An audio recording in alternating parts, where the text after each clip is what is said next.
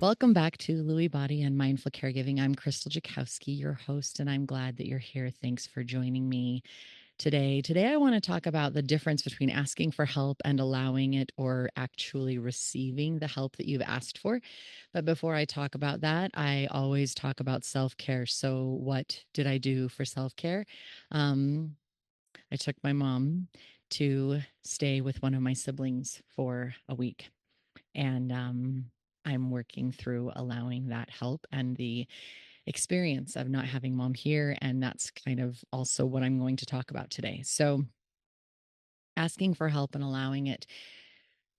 Historically, I have been one of those people who I ask for help and I say, hey, could you please help me with ABC or whatever it is? And as the day comes to do whatever it is that I wanted to do, and the time comes to work on that, typically I'm ready early. For example, I said that I took my mom to spend a week with my sibling, and I told her that while she was gone, I wanted to decorate her house for Christmas because that way she could come back to a lovely, homey Christmas environment. So I asked somebody to help me do that so that I could make it short and sweet and take care of this. And I told her that I would start at 8:30. Well, that morning, I was actually ready to start working on my mom's house at like 7:30, 7:45. And I thought, well, I can go get everything and start setting up and taking care of it. And then maybe by the time that 8:30 comes around, it'll already be done. And I stopped myself because I asked for help.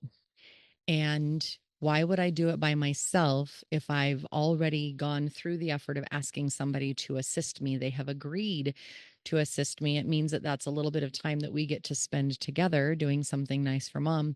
So why wouldn't I allow that help?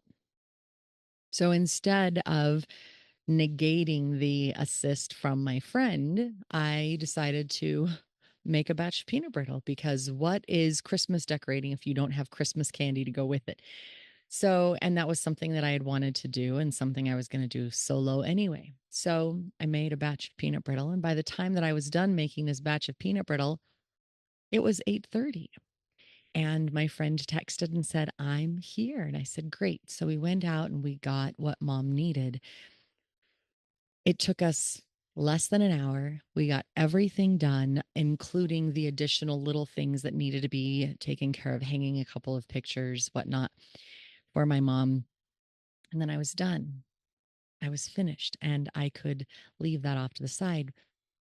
In the past, I would have just done it and then texted my friend and said, it's okay. I got it done. Don't worry about it. You don't have to come over. Minimizing my self worth, minimizing the fact that I had asked for help, adding something additional to my plate that would just drain me a little bit more. Doing it by myself is nowhere near as fun as doing it with a friend when you can chit chat and laugh and whatever. In the past, I've done this so many times. I'm throwing a party. Somebody says, hey, can I come over early and help you set up? And I'm like, yeah, sure. But then I feel guilty allowing somebody to help me. Like somehow I'm less than because I needed help. So I get it done. And then my friend arrives and it's like, well, now what? In caregiving, we need to ask for help. We need to ask for help more often than we do. We need to allow others to help us and support us because that is how we're going to make it through it. This is not a short term thing. We sign up thinking, yeah, I can handle this. But how long can you handle it for? We sign up thinking, yeah, I got this, no big deal. But it's such a long term thing. It is not a quick sprint, it is a long goodbye. You are marinating in this for years as you take care of a loved one or you yourself go through this disease. So we say, yeah, I can do that. Somewhere in our brains, we think that there's a definite end, but we don't know what that definite end is, which means that we cannot plan on anything specific, which means that if we want to be able to go with the long game, We need to ask for help and give ourselves those breaks, if at all possible, where it's possible and when it's possible.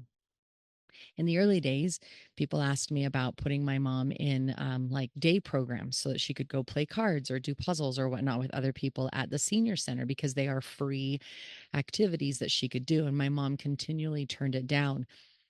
Right now, I kind of wish that I had pushed that and gotten into a regular rhythm. Because if we had gotten into a regular rhythm and I had gone with her in the beginning, then maybe right now it wouldn't be such a big deal to drop her off for a couple of hours and for me to do something else. It might still be possible. I don't know. It's something that I might explore. Instead, I've asked my siblings for help, and I told you that a couple of weeks ago. And my siblings jumped on it. And this is the first time for me to have a week in my own home, in my own space, without her here watching my every move, asking me why I left without her. What were you doing? How did it go? I took her, I dropped her off, I came home, I made dinner after I got home. And then I was like, I need to go to the grocery store. The first thought I had was, oh, I should check in with mom and see if she needs anything. No, no, you don't. She's not here. Oh, that's right. She's not here. Okay. So then I go to the grocery store. And while I'm at the store, I was like, oh, mom would like, oh, mom's not here. She doesn't need the food because it'll just go bad in her house. So stop thinking about that. I can't tell you how many times as a caregiver it took that evening, the next morning. Today is only day 3, Saturday, Sunday. I'm recording this on Monday. And today is the first day that I like each day I think about it less and less. Each day she is not as on top of my brain as something to do or somebody to worry about or care for. Um, it's amazing to me the difference. I asked for help and now I have to allow it. But in allowing it, I have to be very intentional about what I'm doing, very intentional about how I'm going to spend this time. It is a gift to have this hour or this week of time without mom. Now, when I first thought about this possibility, I was excited and I thought, I am going to be so freaking productive. I am going to do so much stuff. I'm just going to achieve and achieve. I'm going to get all of my Christmas decor done and I'm going to get this done and I'm going to get that done. But you know what? I haven't. I've chosen instead to take it easy. I've chosen instead to give myself this gift of respite. So I take a nap. I might play in the pottery studio and not have to worry about a dang thing. I may cook. I may read a book. I'm out here in the podcast studio because I want to and I have the time and I don't have to worry about it. I'm laughing a little bit more, which is great because I was feeling like I was losing that part of me. I'm feeling a little lighter on day 3. I'm feeling a little lighter, a little easier, a little more upbeat, which I'm super grateful for. I'm aware every time I think about her and I set it aside and I say, no, it's okay. I don't have to do that.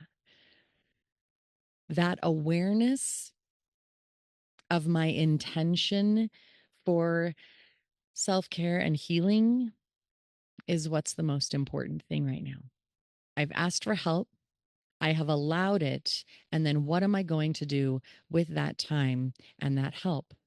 Am I going to run myself ragged trying to achieve things and be tired when she comes back? Or am I going to give myself that time for self care and nourishment? There are times when I'll have a couple of hours, mom's got a visitor and I don't have to worry about it, that I just go and go and go and get stuff done. And there are other times that I take a break. We all need the break. We all need the respite. How do you allow yourself to receive that gift of support when you have asked for it, when you have sought it out? Allow it. Allow it with intention. Literally put it out there. I am taking this time for me. I am going to let that be off of my plate, and I am going to give myself this time to breathe, this time to heal, this time to recuperate. That's how we can be okay. That's how we can work through stuff.